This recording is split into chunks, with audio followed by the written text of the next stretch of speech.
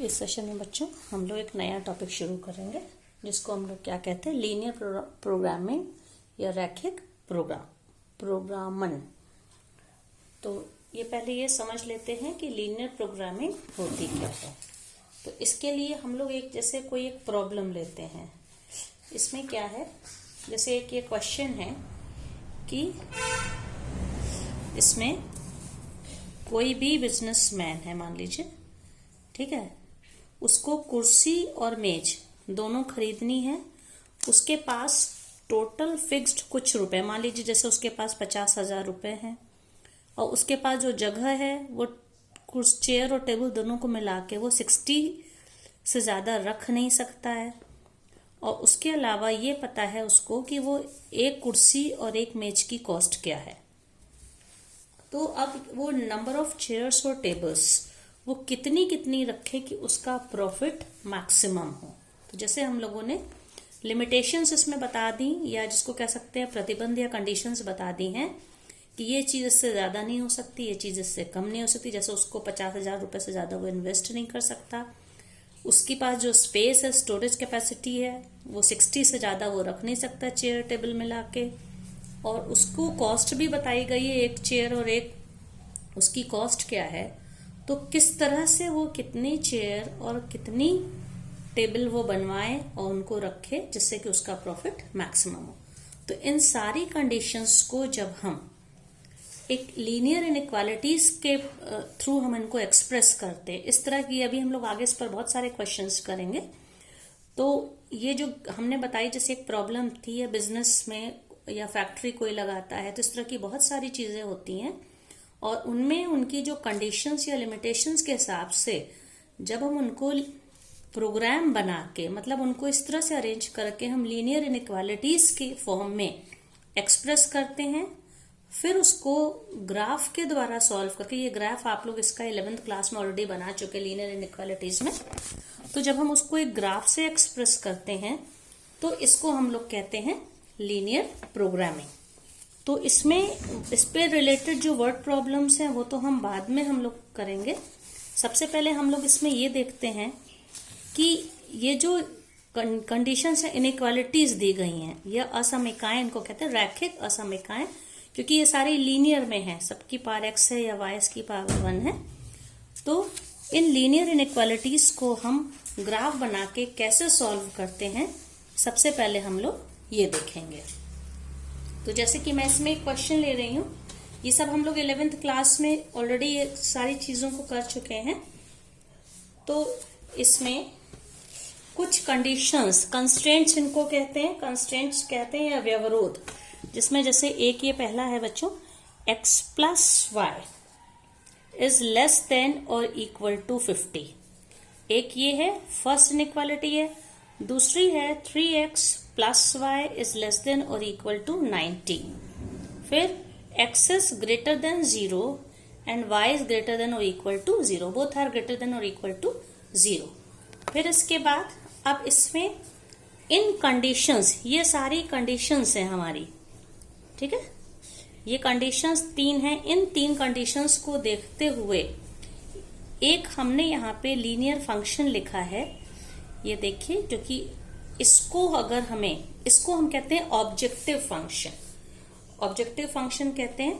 तो इसकी हमको ये ऑब्जेक्टिव फंक्शन या उद्देश्य फलन, इसी की वैल्यू हम लोगों को हर क्वेश्चन में निकालनी होगी, और ये दिया होगा कि इसको हमें मैक्सिमाइज करना है या मिनिमाइज, मतलब इस फंक्शन की वैल्यू इन दी हुई कंडीशंस में मैक्सिमम होगी या मिनिमम होगी।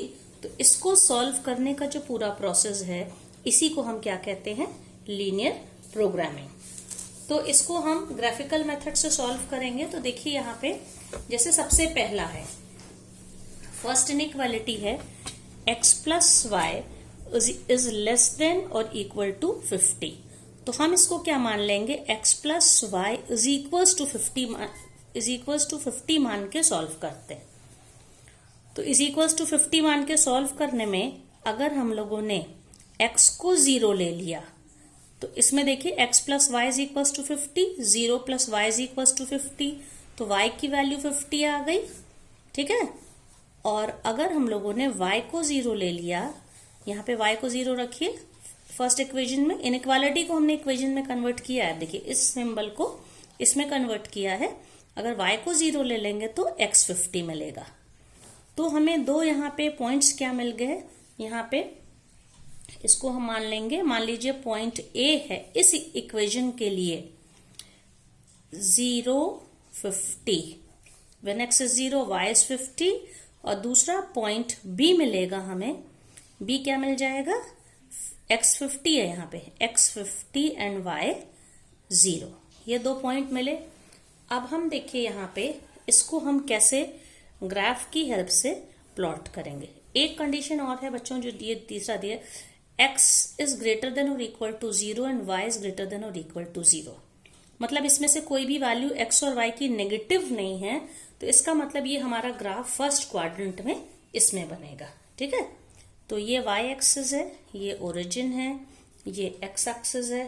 अब हम इसमें नंबरिंग मान लीजिए कर लेते हैं, इस तरह से हम इसको लिख लेंगे। ये मान लीजिए 10 20 30 40 50 60 70 एंड सो ऑन। यही काम हम लोग ऊपर भी करते हैं, आप लोग बनाएंगे स्केल से नाप के। ऐसे मैं तो अंदाज से कर दे रही हूँ, 10 20 30 40 50 60 70, इसको हमें और ऊपर बढ़ाना पड़ेगा। मान लीजिए 80, दिस इज 90 एंड 100, ये y एक्सिस है।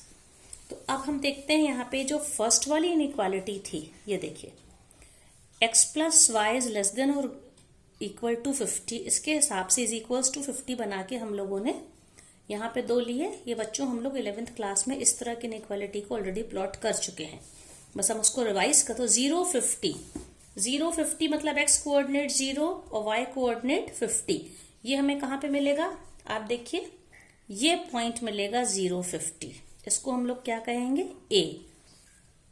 दूसरा है 50 0, तो आप देख सकते हैं ये 50 है, x coordinate 50 and y coordinate 0, ये एक पॉइंट मिलेगा, ये मान लीजिए B है। तो इन दोनों को मिलाती हुई हम एक लाइन खींचेंगे इसको। तो देखिए इसको मिलाते हुए बच्चों हम लोगों ने लाइन खींची है, ये लाइन है, और ये लाइन हम लोगों की किसकी, कौन सी लाइन है, फर्स्ट वाला x plus Y is equals to 50 के लिए। अब इसमें एक चीज और देखनी होगी, ये जो इनइक्वालिटी है इसमें x की वैल्यू 0 रखें और y की वैल्यू 0 रखें, तो हम देखेंगे 0 प्लस 0 इज लेस देन 50, मतलब 0 अगर 50 से छोटा, x और y को 0 रखने पे अगर ये स्टेटमेंट ट्रू हो जाता है तो ये वो पूरा रीजन कवर करेगा जिसमें 0 0 मतलब ओरिजिन शामिल है। तो आप देख सकते हैं ये जो लाइन है इसने ग्राफ को फर्स्ट क्वाड्रेंट की दो पार्ट्स में डिवाइड कर रहा है, एक इसके इधर का हिस्सा और एक इसके इधर का हिस्सा। लेकिन यहाँ पे 0 0 रखने पे स्टेटमेंट ये वाला ट्रू हो जा रहा है, मतलब इस इनइक्वालिटी में हमें कौन सा हिस्सा लेना होगा, ये वाला। ये एरोज देखिए मैं दिखा रही हूँ, इस एरो का मतलब है ओरिजिन इज इंक्लूडेड, ओरिजिन इस इनइक्वालिटी में आएगा। इसी तरह से अब हम दूसरी वाली इनइक्वालिटी को लेते हैं, ये क्या है, 3x plus Y is equals to 90 मानते हैं। तो जब x को 0 रखते हैं तो y 90 आता है, और y को 0 रखने पे आप इसको सॉल्व करके देख सकते हैं x क्या आएगा, 30। तो फिर से हमें दो पॉइंट्स इस इनइक्वालिटी के लिए मिल गए। वो दो पॉइंट्स कौन से हो गए, मान लीजिए c है, c हो जाएगा हमारा 0 90 और दूसरा d हो जाएगा 0 30। तो बच्चों इन दोनों पॉइंट्स को भी हम लोग देखिए यहाँ पे प्लॉट करेंगे। हम लोग का C पॉइंट है 0 90, तो 0 90 कहाँ पे होगा, x coordinate 0 and y coordinate is 90, ये मिलेगा, ये C पॉइंट है।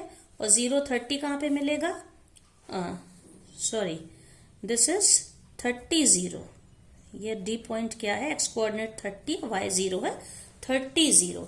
तो 30 0 माने ये 30 x कोऑर्डिनेट है, y कोऑर्डिनेट, तो आप देख सकते हैं ये पॉइंट D है। तो हम C और D इन दोनों को मिलाएंगे, ये C है और ये D है, ये लाइन बनी इसमें। अब इसमें देखिए इस वाली इनइक्वालिटी में हम देखते हैं कि इसमें ओरिजिन ये इसका हमको राइट साइड, इस लाइन के राइट का पोर्शन लेना है या लेफ्ट का लेना है, ठीक है। तो हम यहाँ पे 0 0 की वैल्यू रखेंगे। 0 + 0 इज लेस देन 90, तो स्टेटमेंट ट्रू हो रहा है। अगर स्टेटमेंट ट्रू होता है तो ओरिजिन इस हिस्से में शामिल है, और अगर फॉल्स होगा तो हम इनइक्वालिटी का वो पोर्शन लेंगे जिसमें ओरिजिन शामिल नहीं है। तो इस इनइक्वालिटी के लिए 0 + 0 इज लेस देन 90 ये स्टेटमेंट हमारा ट्रू हो रहा है। तो ये वाली हमारी ये एक्सप्रेस कर रही है, हमारी जो लाइन है ये कौन सी है, 3x + y = 90। तो ये ट्रू हो रहा है, मतलब इसका भी वही हिस्सा होगा ओरिजिन। तो इस लाइन के इधर के हिस्से में ओरिजिन आएगा, इधर के हिस्से में ओरिजिन नहीं आएगा। मतलब इस लाइन का इधर वाला जो हिस्सा है वही हम ले सकते हो। देखिए एरोस से हम दिखा रहे हैं इस लाइन के कि हम इसका इधर का हिस्सा लेंगे।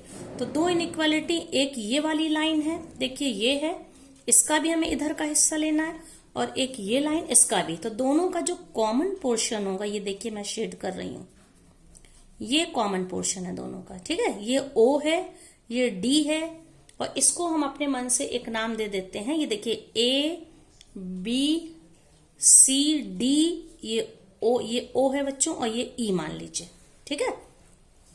तो यहाँ पे जो फिजिबल रीजन का क्या मतलब है कि हम जिसको सॉल्व करते हैं, जो हिस्सा हमारा, इसको कहते हैं सुसंगत क्षेत्र या फिजिबल रीजन, जिससे हमें सोल्यूशन मिलना है।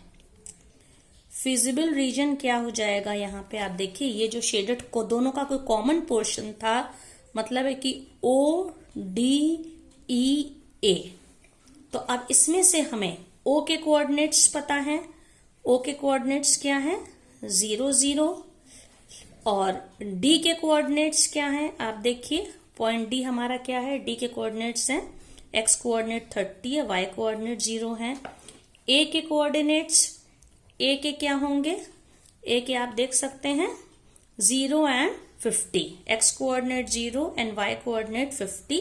अब बचा E के कोऑर्डिनेट्स हमको कैसे मिलेंगे, अगर हम इन दो इक्वेशंस को सॉल्व करें। किसको करें, ये जो हमारी 1 और 2 इक्वेशन थी, मतलब क्योंकि इन दोनों लाइन का ये पॉइंट ऑफ इंटरसेक्शन है, इसलिए x + y = 50 और 3x + y = 90।